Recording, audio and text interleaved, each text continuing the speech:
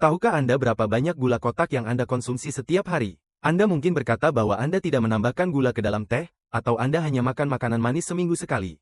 Namun, izinkan saya memberitahu Anda sebuah kenyataan yang mengerikan. Hari ini, bahkan orang biasa yang merasa sudah makan dengan sehat pun, tanpa sadar mengonsumsi tepat 30 hingga 40 kotak gula setiap hari. Ya, Anda tidak salah dengar. Racun ini tersembunyi di dalam sereal sarapan yang katanya sehat yang Anda makan pagi ini, di dalam saus tanpa dosa yang Anda tuangkan ke atas salad saat makan siang, dan bahkan di dalam roti gandum utuh yang Anda makan saat makan malam. Hanya beberapa bulan yang lalu, saya pun berada tepat di tengah jebakan ini. Bangun di pagi hari adalah sebuah siksaan bagi saya. Saya menunda alarm berulang kali dan benar-benar menyeret diri saya keluar dari tempat tidur. Perasaan lelah yang luar biasa yang menyerang saya sekitar jam 3 sore, perut yang terus-menerus kembung, kulit yang kusam dan tidak bernyawa saat saya melihat ke cermin, dan suara itu terus terngiang di dalam otak saya, kamu harus makan sesuatu yang manis. Petik 1. Suatu hari saya berkata, cukup sudah. Kendali atas tubuh saya harus ada di tangan saya sendiri, bukan di tangan suatu zat. Dan selama 30 hari, saya memutuskan untuk benar-benar menghilangkan gula dari hidup saya, termasuk gula-gula tersembunyi itu. Hanya 30 hari, saat membuat keputusan ini, saya tidak menyadari apa yang akan terjadi pada saya. Di akhir 30 hari, kulit saya, energi saya, psikologi saya, dan bahkan nilai darah saya berubah secara luar biasa. Dokter saya, yang melihat hasil tes saya, melepas kacamatanya, melihat kembali ke kertas itu, dan bertanya kepada saya, apakah hasil ini benar-benar milik Anda? Jika Anda sudah siap, saya mulai menceritakan perjalanan kita dari neraka menuju surga yang akan mengubah hidup Anda selamanya, dan permainan besar yang dimainkan pada tubuh kita. Tonton videonya sampai habis, karena hari ini Anda akan membuang beberapa hal di dapur Anda ke tempat sampah. Pertama-tama, mari kita kenali musuh kita. Apa yang kita sebut gula bukan sekadar pemanis yang tidak berdosa. Gula adalah zat kimia yang secara fisik mengambil alih otak kita. Ketika para ilmuwan meneliti kecanduan gula, mereka menggunakan alat pemindai otak yang disebut fMRI. Dan hasil yang muncul mengejutkan dunia medis, daerah yang menyala di otak Anda, yaitu daerah yang melepaskan dopamin saat Anda makan gula, sama persis dengan daerah yang menyala di otak pecandu yang menggunakan kokain atau heroin.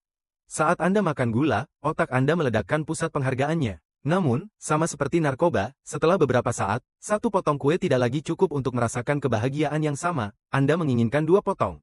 Dalam bahasa medis, kami menyebutnya perkembangan toleransi. Anda bukannya tidak punya kemauan, otak Anda telah diretas secara biokimia. Lantas, apa yang terjadi di dalam saat zat ini masuk ke tubuh Anda? Saat gula bercampur ke dalam darah Anda, ia memulai peradangan diam-diam di tubuh Anda yang kami sebut sebagai inflamasi. Anda tidak dapat melihat api peradangan ini dari luar. Namun, peradangan itu adalah jerawat di wajah Anda yang tidak kunjung hilang. Peradangan itu adalah rasa sakit tersembunyi yang Anda rasakan di telapak kaki atau lutut Anda di pagi hari. Peradangan itu adalah percikan utama yang menyulut penyakit autoimun dan serangan jantung. Bagian yang bahkan lebih mengerikan adalah fakta tentang fruktosa. Gula putih di meja kita terdiri dari setengah glukosa dan setengah fruktosa. Otot Anda dapat membakar glukosa, tetapi fruktosa tidak seperti itu. Fruktosa langsung menuju hati Anda, hampir seperti racun. Hati tidak dapat menahan beban ini dan segera mengubah fruktosa menjadi lemak. Perjalanan berbahaya yang disebut perlemakan hati, yang berujung pada sirosis, dimulai dari minuman bersoda dan manis yang Anda konsumsi. Mari kita beri tanda seru yang besar di sini, gula bukanlah nutrisi. Gula adalah antinutrisi dengan nilai gizi 0 yang membuat kita sakit dengan mencuri magnesium, vitamin B, dan kalsium dari tubuh kita. Sekarang, saya hampir bisa mendengar beberapa dari Anda berkata, tapi otak kita butuh gula, yaitu glukosa, untuk bekerja. Bagaimana kita bisa bertahan jika kita menghentikan gula? Ini adalah salah satu penyimpangan terbesar dalam dunia medis. Ya, otak Anda memang membutuhkan glukosa sebagai bahan bakar, itu benar. Namun, glukosa ini sama sekali tidak harus berasal dari baklava, coklat, atau gula yang Anda makan dari luar. Tubuh manusia adalah mesin yang sangat megah dan sempurna sehingga ia memiliki pabrik glukosa sendiri di dalamnya. Bahkan jika Anda mengonsumsi 0 karbohidrat dan 0 gula dari luar, tubuh Anda memproduksi sendiri glukosa yang dibutuhkan otak dari protein dan lemak sehat yang Anda makan, melalui proses di hati yang kami sebut gluconeogenesis. Terlebih lagi, saat tubuh Anda terbiasa dengan ketiadaan gula, ia masuk ke fase luar biasa yang disebut ketosis. Pada fase ini, otak mengambil 70% energinya bukan dari gula, melainkan dari benda-benda, keton, yang terbentuk dari pemecahan lemak. Dan percayalah, otak jauh lebih tajam dan jauh lebih fokus saat bekerja dengan keton. Mari kita hadapi fakta sejarah. Dalam ratusan ribu tahun evolusi manusia, hingga revolusi pertanian dan bahkan revolusi industri, umat manusia hanya mengonsumsi rata-rata 1 hingga 2 sendok teh gula per hari. Itu pun berasal dari buah-buahan liar yang jarang ditemukan di hutan atau sedikit madu. Genetika dan pankreas kita diprogram untuk memproses mungkin 1 hingga 2 kilogram gula per tahun. Namun, hari ini rata-rata orang makan 35 hingga 40 kilogram gula per tahun. Tubuh kita tidak siap untuk era modern ini, itulah sebabnya sistemnya runtuh. Setelah mempelajari semua fakta ilmiah ini, saya mengambil langkah besar itu. Saya berkata, tidak boleh ada satu butir pun gula tambahan yang masuk ke tubuh saya selama 30 hari. Saya pikir prosesnya akan mudah. Saya sangat salah. Sekarang saya akan menceritakan kepada Anda hari demi hari tentang transformasi tubuh saya yang luar biasa sekaligus menyakitkan itu. 3 hari pertama, neraka. Saat saya menghentikan gula, dalam 24 jam pertama saya merasakan sakit kepala yang hebat, rasa kantuk, tangan gemetar, dan sifat lekas marah. Otak saya menjerit saat tidak bisa menemukan dosis dopamin yang diterimanya setiap hari. Itu adalah gejala putus zat yang nyata. Namun saya melewati 3 hari itu tanpa menyerah. Hari keempat hingga ketujuh, sakit kepala saya hilang secara ajaib. Rasa lemas setelah makan siang yang terkenal itu berakhir. Gula darah saya tidak lagi melonjak dan turun seperti kereta luncur taman hiburan. Keinginan akan makanan manis masih ada, tetapi itu bukan rasa sakit fisik, hanya sekadar kebiasaan. Hari ke-8 hingga ke-14, refleksi saya di cermin mulai berubah. Kulit yang kusam dan abu-abu hilang, digantikan oleh cahaya yang cerah. Jerawat mengering, glikasi berhenti, kolagen saya bisa bernapas. Perut kembung yang seperti gendang hilang sepenuhnya. Saya mengencangkan ikat pinggang saya satu lubang lagi. Tubuh saya telah membuang edema atau cairan berlebih yang tertahan karena gula. Hari ke-15 hingga ke-30, mode dewa. Saya terbangun dengan bugar sebelum alarm berbunyi. Kabut otak telah hilang, saya bisa fokus selama berjam-jam. Di akhir hari ke-30, timbangan menunjukkan tidak hanya berat badan saya turun, tetapi saya juga kehilangan bercenti-centi lemak organ dalam yang disebut lemak visceral. Hasil laboratorium, gula darah puasa saya sempurna, resistensi insulin saya kembali normal, dan enzim hati saya bersih. Api peradangan di dalam telah padam. Lantas, jika ada solusi yang sesederhana itu, dan menghentikan gula memperbarui kita dari ujung kepala hingga ujung kaki, mengapa kita tidak terus membicarakan hal ini di televisi, di iklan, atau di ruang praktik dokter? Mengapa tidak ada yang memberitahu kita tentang hal ini? Karena teman-teman, sektor kesehatan dan industri makanan memiliki sisi gelap. Orang yang sudah sembuh bagi mereka adalah pelanggan yang hilang dan tidak mendatangkan keuntungan. Orang yang sakit adalah pelanggan yang menguntungkan. Izinkan saya membawa Anda kembali ke tahun 1960-an dan 70-an. Saat serangan jantung meledak di Amerika, dunia ilmiah mencari pelakunya. Industri gula, demi melindungi kerajaan miliaran dolar mereka, diam-diam menyuap ilmuwan terkenal dari Universitas Harvard saat itu. Ya, saya berbicara tentang fakta yang dibuktikan dengan dokumen, Anda dapat mencarinya dengan kata kunci, Harvard Sugar Papers. Dengan menyuap para ilmuwan, mereka memerintahkan penulisan artikel palsu yang menyatakan bahwa pelakunya bukan gula, melainkan lemak.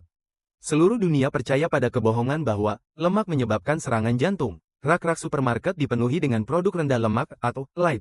Namun makanan yang lemaknya diambil akan terasa hambar seperti kardus. Industri memperbaiki kehambaran ini dengan memasukkan truk-truk penuh gula ke dalam produk tersebut. Hasilnya, dalam 50 tahun terakhir, kasus obesitas, diabetes, dan kanker di dunia berlipat ganda dengan kecepatan yang belum pernah terjadi sebelumnya dalam sejarah. Hari ini industri farmasi tidak menyembuhkan penyakit-penyakit ini. Mereka menekan gejalanya. Saat seseorang menderita resistensi insulin atau diabetes tipe 2, sistem tidak memberitahunya, hentikan gula sepenuhnya, Anda akan sembuh dalam 3 bulan. Mereka malah meresepkan obat diabetes yang akan digunakan sampai mati. Karena pasien kronis yang minum obat setiap hari memastikan industri bernilai miliaran dolar tetap berdiri. Hari ini saat Anda pergi ke pasar, lebih dari 80% produk di rak mengandung gula tambahan. Jangan bilang, saya tidak makan makanan manis. Di dalam kerupuk asin yang Anda beli, di dalam saus tomat yang Anda berikan kepada anak-anak di rumah, di dalam selai kacang, saus salad, bahkan di dalam kemasan zaitun hitam yang Anda anggap tidak berdosa pun ada gula. Ada sistem raksasa yang membuat Anda sakit. Pertama mereka membuat Anda kecanduan dengan makanan siap saji kemasan berwarna-warni yang penuh gula, lalu mereka membuat Anda mengira bahwa Anda sedang diobati dengan obat-obatan. Padahal solusinya gratis dan hanya ada di tangan Anda. Saat sampai di akhir cerita, saya dapat memberitahu Anda kenyataan ini dengan sepenuh hati, berhenti mengonsumsi gula adalah investasi terbesar dan paling berharga yang pernah saya lakukan untuk diri saya sendiri dalam hidup ini. 30 hari itu tidak hanya mengubah tubuh saya, tetapi juga pikiran, kemauan, dan pandangan hidup saya. Energi saya melonjak, kulit saya tampak lebih muda, masalah fokus saya berakhir, dan yang terpenting, saya mematahkan rantai industri itu dan mengambil alih kendali biologi saya sendiri. Sekarang giliran Anda, jangan katakan, saya tidak bisa, karena ini bukan rasa lapar fisik, ini adalah permainan yang dimainkan otak Anda dan Anda dapat merusak permainan itu. Saya memberikan 3 aturan emas yang akan menyelamatkan nyawa bagi mereka yang ingin menempuh jalan ini. Pertama, jadilah detektif pembaca label. Gula memiliki tepat 56 nama tersembunyi yang berbeda. Jika Anda melihat kata-kata seperti fruktosa, maltosa, sirup glukosa, sirup jagung, dextrosa, agave, maltodextrin di bagian bahan-bahan, letakkan kembali produk itu perlahan ke rak. Kedua, berikan dukungan pada tubuh Anda untuk melewati 3 hari pertama. Minumlah banyak air selama masa putus zat tersebut. Konsumsilah banyak lemak sehat seperti minyak zaitun, alpukat, kenari, dan protein berkualitas seperti telur, daging, ikan. Jika perut Anda kenyang, akan jauh lebih mudah bagi Anda untuk melawan krisis gula. Ketiga, jangan tertipu oleh kebohongan, buah itu sehat, dan memakan sepiring besar buah. Di dalam buah juga ada fruktosa. Batasi buah 1 atau maksimal 2 porsi sehari dan jangan pernah memakannya sendirian sebagai camilan, makanlah setelah makan utama agar gula darah Anda tidak melonjak tiba-tiba. Apakah Anda bersedia mengambil kembali hidup Anda dan keluar dari sistem yang membuat sakit ini? Jika Anda siap, biarlah ini menjadi permulaan. Saya minta satu janji dari Anda. Turunlah ke kolom komentar dan tuliskan, saya juga memutus rantai itu, saya siap untuk hidup tanpa gula selama 30 hari. Mari kita saling mendukung di sana, dan biarlah mereka yang berhasil melewati 3 hari pertama yang sulit membagikan pengalamannya. Pastikan untuk membagikan video ini kepada orang-orang terkasih yang Anda pedulikan kesehatannya dan mereka yang terus-menerus mengeluh tentang kelelahan. Mungkin Anda akan menjadi perantara bagi berubahnya hidup seseorang. Jangan lupa untuk berlangganan saluran saya dan nyalakan lonceng notifikasi, karena kita akan terus meretas tubuh Anda. Jaga diri Anda dan tubuh Anda baik-baik. Salam sehat. Petik 2 titik.